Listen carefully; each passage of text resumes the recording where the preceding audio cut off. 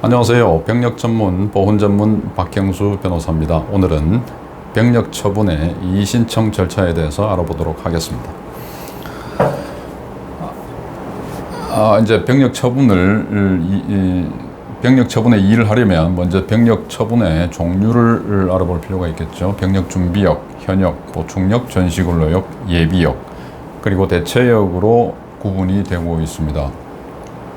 우리나라 병력법상으로는 만 18세가 되면 일괄적으로 병력준비역에 편입이 되도록 되어 있습니다. 그래서 병력준비역에 편입되는 것은 처분성이라고 인정하기가 좀 어렵겠죠. 그래서 주로 현역, 보충역, 전시근로역 또는 대체역으로 처분하는 것을 병력처분이라고 일컫습니다. 예비역 같은 경우는 현역이나 보충역을 마치고 난 뒤에 역의 종류를 변경시키는 것이기 때문에 따로 처분성을 논할 실익이 별로 없습니다. 병력 처분을 위한 병력 판정검사 절차를 먼저 거치는데 병력법 제11조에는 이렇게 되어 있습니다. 우리나라 병력 의무자는 만 19세가 되는 해에 병력 판정검사를 받아야 한다. 이렇게 되어 있고요. 병력 판정검사는 신체검사와 심리검사로 두 가지로 구분이 되고 있습니다. 이렇게 병력 판정 검사를 거쳐서 병력법 제12조에 따라서 신체 등급이 구분이 됩니다. 우리나라 병력법상으로는 1급에서 7급까지 분류가 되게 되어 있는데 그중 1, 2, 3, 4급에 대해서는 현역 또는 보충역 복무를 할 수 있는 사람으로 구분하고 5급은 전시 근로역 복무를 할 수 있는 사람, 6급은 말 그대로 병력을 감당할 수 없어서 면제 처분을 받을 수 있는 사람을 6급이라고 하죠. 7급은 이게 판정이 어려운 사람을 7급으로 일단 잠정 분류를 해놓고 있습니다. 이러한 신체 등급, 판정 검사를 거쳐서 신체 등급을 부여하면 처분이 이루어지는데요. 1, 4급은 현역, 보충역, 전시근로역으로 5급은 전시근로역, 6급은 병력 면제, 7급은 재신체 검사를 하도록 되어 있습니다. 여러분 좀 이상하시죠? 1, 4급이 전시근로역도 있다라는 게 조금 여기도 있고 여기도 있죠.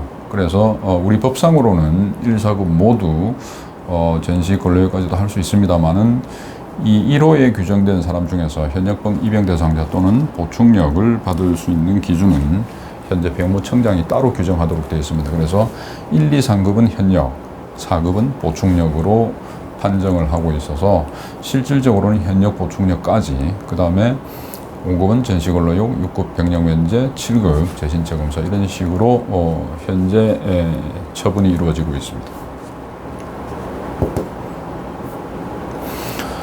자, 이러한 병력 처분에 대해서 이의 신청을 하는 것은 우리 병무청 훈령 제1959호의 병력 판정 검사 규정이라고 있습니다. 여기에 이의 신청을 할 수 있도록 규정을 만들어 놨는데 특별히 유념을 해야 될 것은 기한입니다. 이의 신청 기한은 판정을 받은 날 포함해서 열흘 이내에 하셔야 됩니다. 그 기간을 넘어서면 이의 신청을 할 수가 없습니다. 그러면 이제 기간이 만료되는 날짜가 토요일, 공휴일에 해당될 때는 그 다음 날 만료가 되니까 어떤 경우에는 열흘이 지나도 하루 이틀 정도는 여유가 있는 경우가 있습니다만은 기본적으로 열흘 이내에 접수하셔야 된다는 것을 유념하시기 바랍니다.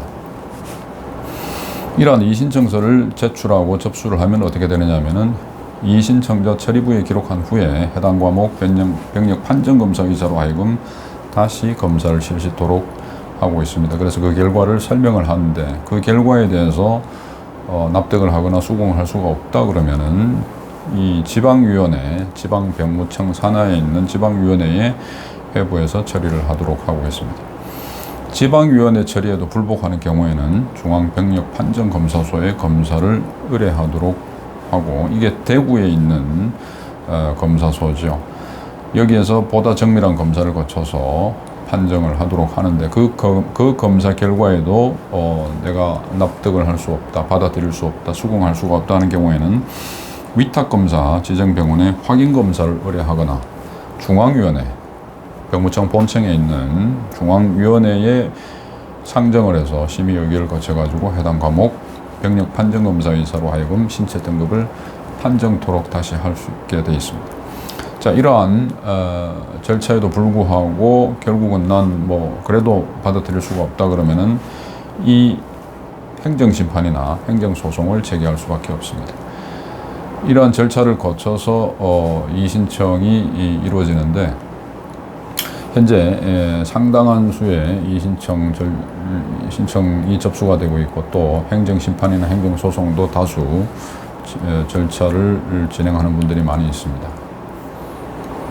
이 신청을 그럼 도대체 어떻게 하느냐 하면은 이제 이런 이 신청서를 먼저 제출을 하게 됩니다. 한 장짜리 서류인데요. 여기에다가 기재를 해서 이름, 주민번호 뭐 등등 이런 것을 기재를 해가지고 제출을 하면 되는데 그 중에 이유를 적어야 합니다. 이 신청의 사유를 적어야 되는데 여기다 적는데 칸이 좀 부족하면 별지를 이용해서 만드셔도 됩니다. 저 같은 경우는 이 신청서를 별도로 별지에 작성을 해서 제출을 하는데요. 아주 자세하고 구체적으로 논리적으로 이제 기재를 하고요. 그 다음에 이제 관련 의무 기록을 첨부를 해서 이 신청 사유를 뒷받침하는 자료를 첨부를 하게 됩니다. 이렇게 작성을 해서 제출하면 보다 심도 있고 또 설득력 있는 이 신청서가 될 수가 있겠죠. 이러한 절차에 대해서 상담을 원하시면 이 전화번호로 연락을 주시고요. 오늘은 병력 처분 이의 신청 절차에 대해서 알아보는 시간을 가졌습니다. 감사합니다.